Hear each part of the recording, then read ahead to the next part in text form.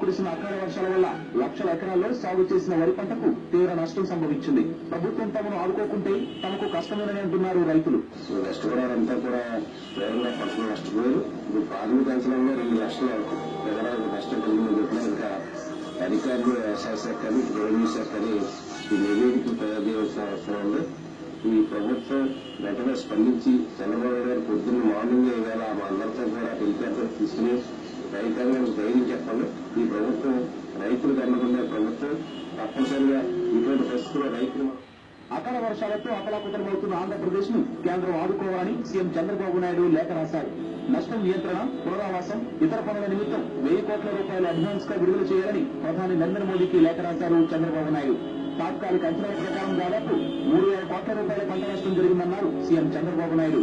రానున్న 24 గంటల్లో సీమాంధ్రలో భారీ వర్షాలు పడే అవకాశం ఉందని విశాఖ వాతావరణ శాఖ అధికారులు హెచ్చరించారు. ఈ దఫా కృష్ణా, గుంటూరు జిల్లాల సముద్ర తీర ప్రాంతాల్లో భారీ వర్షాలు పడే అవకాశం ఉందని తెలిపింది.